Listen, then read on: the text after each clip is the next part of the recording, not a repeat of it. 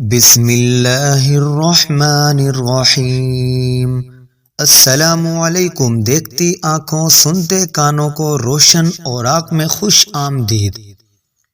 روشن اوراق کے سامعین اور ناظرین، کیا آپ جانتے ہیں کہ خانہ کعبہ کی تعمیر کتنی مرتبہ ہوئی اور کب کب ہوئی؟ اگر نہیں جانتے تو اس ویڈیو میں یہ جانیں گے آپ۔ ویڈیو کے اینڈ تک جڑے رہیے گا۔ کعبہ کی تعمیر ٹوٹل 10 مرتبہ ہوئی۔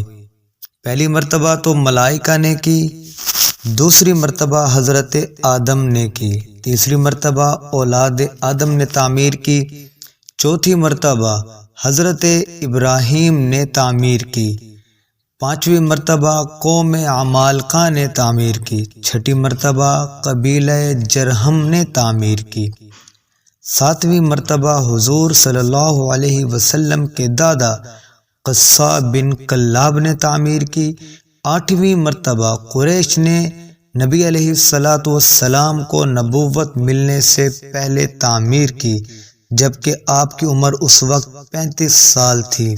یہ تعمیر نبی علیہ السلام کو نبوت ملنے سے 5 سال پہلے ہوئی۔ 9ویں مرتبہ حضرت عبداللہ بن زبیر نے کی، 10ویں مرتبہ حجاج بن یوسف ثقفی نے کی۔ شفاء الغرام بالخبار البداء الحرام، صفحہ نمبر 91۔ اور بخاری شریف میں ہے کہ خانہ کعبہ کی تعمیر صرف 2 مرتبہ ہوئی۔ اس سے پہلے خانہ کعبہ کی تعمیر نہیں ہوئی بلکہ اس کی مرمت کرائی گئی۔ از سر نو تعمیر خانہ کعبہ کی صرف 2 مرتبہ ہوئی۔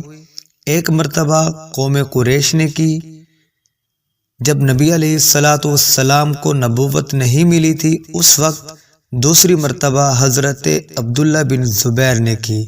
بخاری شریف میں یہ روایت ہے۔